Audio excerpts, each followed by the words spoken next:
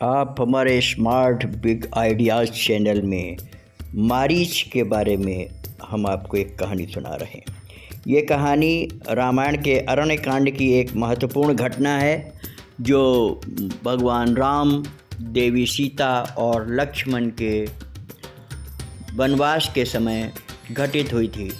मारीच जो राक्षस और रावण का मामा था, इस घटना का मुख्य पात्र है। ये घटना रावण के छल और सीता का हरण करने की योजना का हिस्सा थी। मारीच का परिचय और रावण की योजना के बारे में। मारीच एक शक्तिशाली राक्षस था जो मायावी शक्तियों से युक्त था।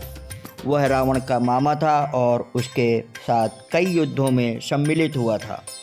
मारीच ने भगवान राम की शक्ति को पहले ही जान लिया था। एक बार राम ने उसे अपने धनुष से बाण मारकर समुद्र के किनारे तक फेंक दिया था।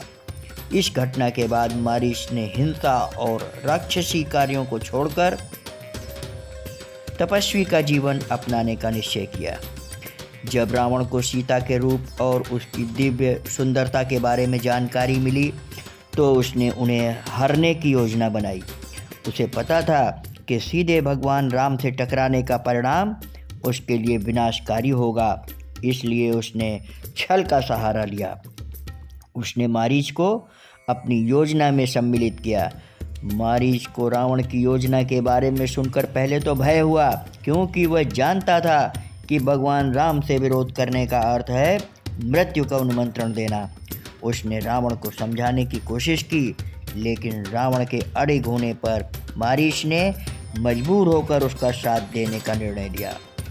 मारीच ने अपनी मायावी शक्तियों का उपयोग कर एक अद्वितीय सोने का हिरण का रूप धारण किया।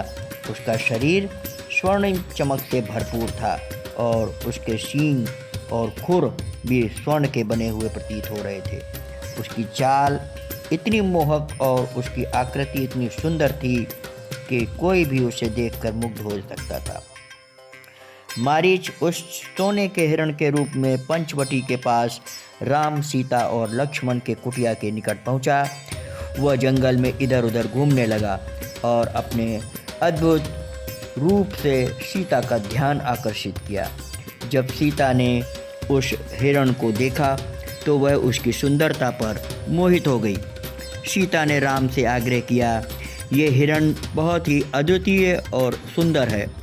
ऐसा हिरण मैंने कभी नहीं देखा। मुझे ये हिरण चाहिए।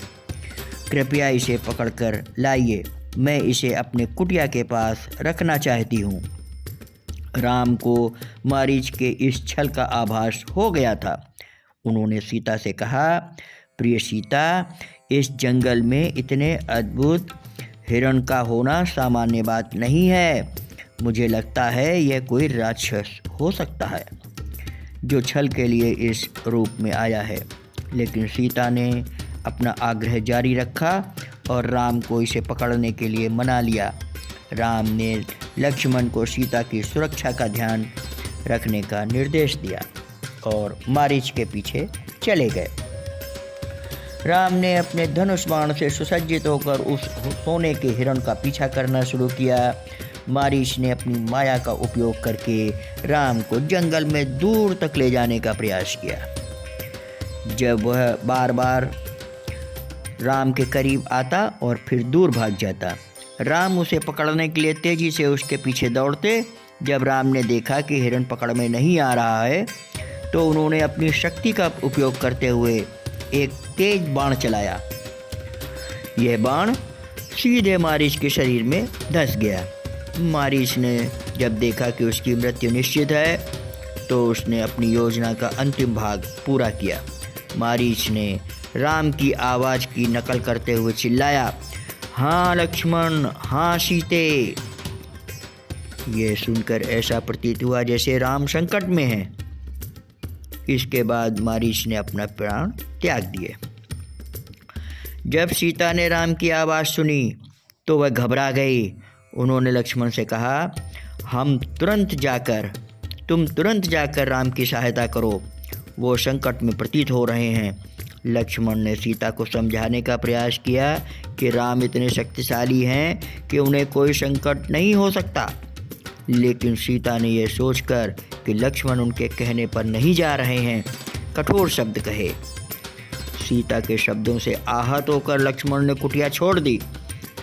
उन्होंने सीता की सुरक्षा के लिए कुटिया के चारों ओर लक्ष्मण रेखा खींची और सीता को आदेश दिया कि वह इस रेखा को पार न करें। इसके बाद लक्ष्मण राम की ओर चले गए। इस अवसर का लाभ उठाकर रावण एक साधु का वेश धारण करके कुटिया के पास आया। उसने सीता से भिक्षा मांगी। जब सीता ने रेखा के भीतर से भिक्षा देने का प्रयास किया तो रावण ने कहा, मैं तुम्हारे इस व्यवहार को अपमान समझूंगा। साधु को इस प्रकार भिक्षा नहीं दी जाती।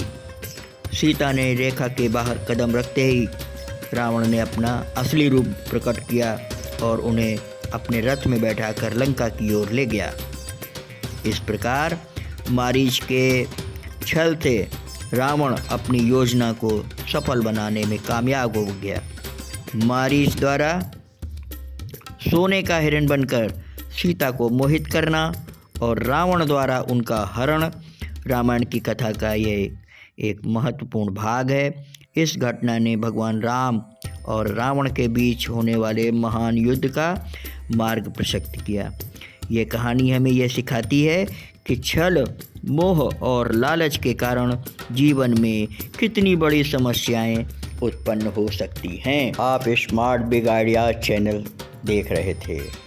आप इस चैनल को सब्सक्राइब करें, लाइक करें और शेयर करें। नमस्कार, जय हिंद, जय भारत।